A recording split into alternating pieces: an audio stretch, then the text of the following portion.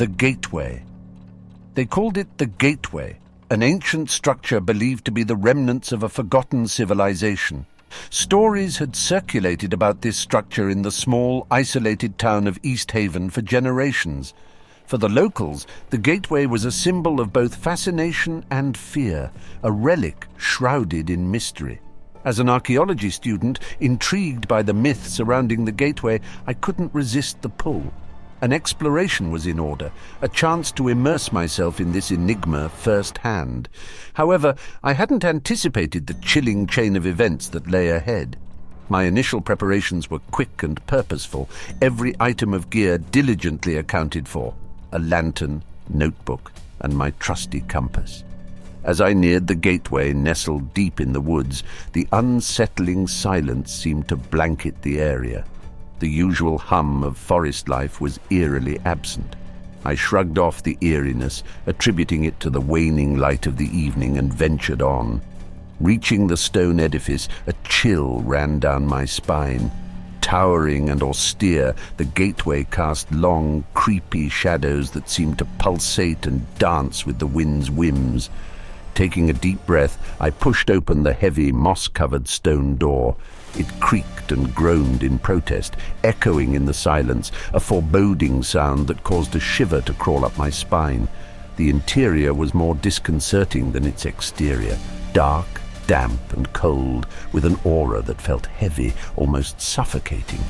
An odd smell, a mix of decay and something metallic, lingered in the air.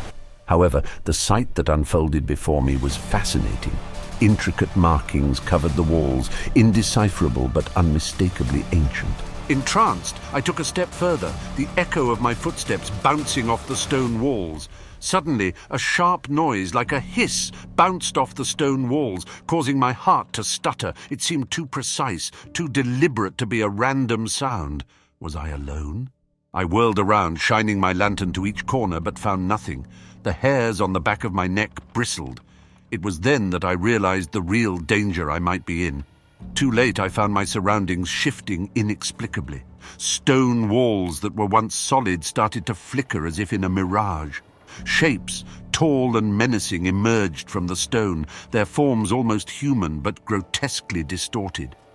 Before I could react, a guttural growl reverberated through the chamber.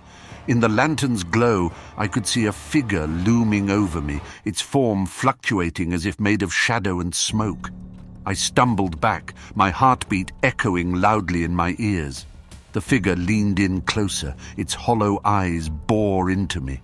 Suddenly, it echoed my gasp from moments ago, its mimicry perfect, sending a wave of bone-chilling terror through me. More figures appeared, their presence amplifying the dread. The air turned colder, the smell of decay stronger. I realized with mounting horror I was not alone. Something ancient and terrifying had awoken. Panicked, I scrambled backward, my boots slipping against the damp stone floor. As I retreated, I noticed the figures didn't pursue. Instead, they stayed put, watching me with hollow, inky eyes, the darkness within them seeming to swallow the lantern's meager light. They stood still, their spectral bodies merely flickering like faulty television static.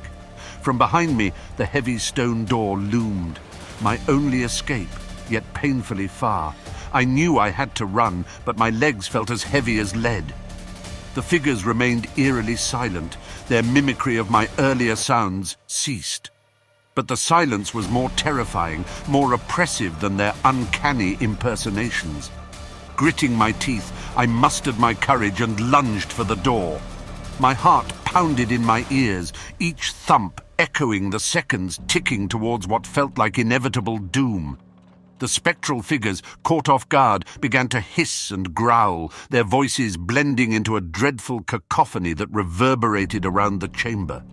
As I flung the door open, the once silent woods seemed to come alive. A gust of wind rushed in, and the silence was replaced by a chorus of night sounds. Crickets chirped, and somewhere in the distance an owl hooted.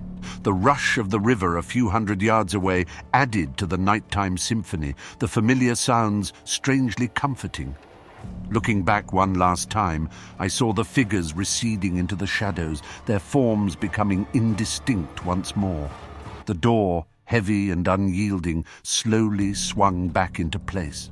The final image of their hollow eyes burned into my mind before the door clicked shut, drowning the chamber in absolute darkness. Drenched in sweat and heart-pounding, I staggered out of the woods and back towards the town. The terror of the gateway seemed to fade with every step, turning into a distant nightmare. But the chill remained, a cold reminder of the encounter. As I walked into the dimly lit streets of East Haven, I realized my life would never be the same. I had seen something beyond comprehension, a peek into a world we were never meant to disturb, and I knew, despite my terror, that the pull of the gateway would haunt me, its mystery and unanswered question etched in my mind. The call of the deep. I could still hear their whispers in my ear as I ventured deeper into the water. I was there, not by choice, but a calling that I could not resist. The group, my friends, waited anxiously at the boat, watching as I plunged into the eerie stillness of the lake. "Are you sure you want to do this, Mike?" Jason, my closest friend, had asked. There was an unmistakable glimmer of fear in his eyes.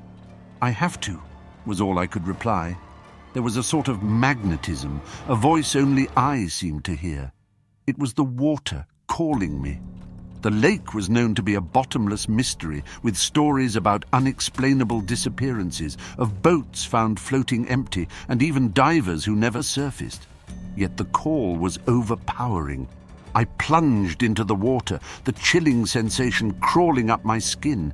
The ripples I created quickly disappeared, the surface becoming a smooth, ominous mirror once more. The initial rush of cold faded, replaced by an uncomfortable stillness, a silence only broken by my measured breathing. I ventured deeper, the flashlight in my hand cutting through the dark water. As I descended, a strange gurgling sound echoed in my ears. "Mike, you good down there?" Jason's voice crackled through the radio in my ear. His concern was palpable even through the static interference.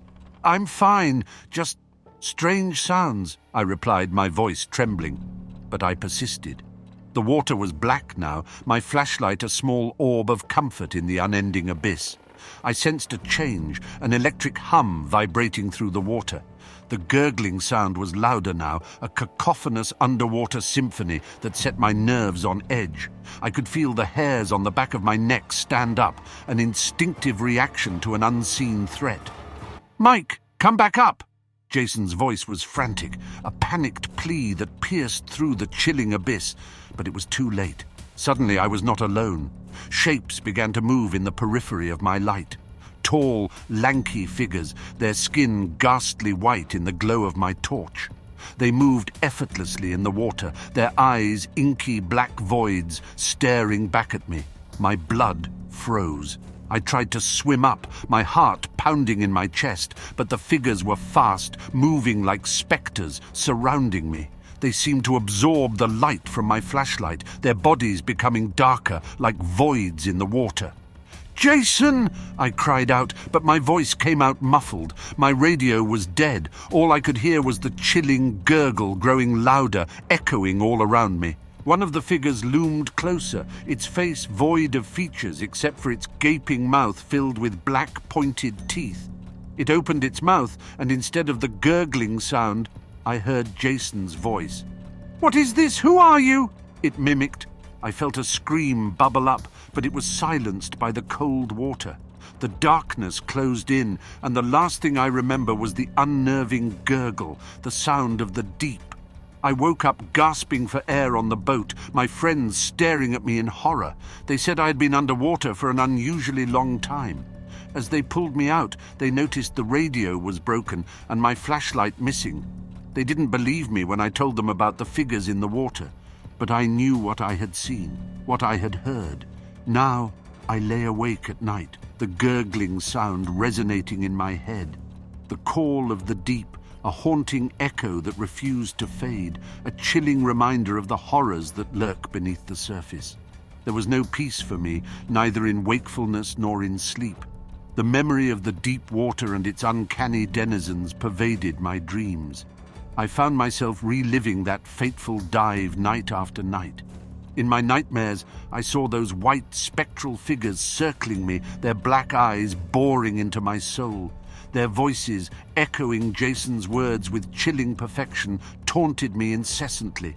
Days turned into weeks, but my dread refused to dissipate. I couldn't shake off the feeling that I had brought something back from the depths, a lingering presence that watched me, unseen yet palpable. I started hearing the gurgling sounds even when I was wide awake. The eeriness was inescapable. "Mike, you've been acting strange," Jason confronted me one day. His face was lined with worry, his eyes reflecting the fear that I myself was consumed by. "I can still hear them, Jay," I confessed, my voice barely above a whisper. "The gurgling ... itty won't stop." Jason's face paled, his eyes widened in dread. We sat in silence, the unspoken fear hanging heavy between us. Despite my friend's insistence, I found myself drawn to the lake again one night. I stood at the water's edge, staring at the undisturbed surface. The moonlight shimmered across it, adding an eerie tranquility to the scene. Without knowing why, I waded into the water. The familiar chill greeted me, sending a shiver up my spine. I could feel the deep call to me again, an inaudible beckoning that echoed in my soul. And then, from the murky depths, the figures emerged. They rose slowly, their gaunt, ghostly bodies reflecting the moonlight. Their eyes bore into me, a silent demand for me to return to the depths. My heart pounded in my chest as they reached out to me, their elongated arms slicing through the water with ease. My radio crackled to life then, Jason's voice echoing in my ear, a mere whisper carried by the wind. "Mike, come back." His voice was distorted, not with static, but with an uncanny similarity to the gurgling sound of the deep. In the dark water, my worst fears came alive. It was the call of the deep, a call I could not ignore, a call that turned my blood to ice. And so, I descended once more into the embrace of the chilling water, into the waiting arms of the figures, into the depths of the unknown. The gurgling sound was my anthem, my path back into the darkness. The horrors beneath the surface were real, and they had claimed me as their own.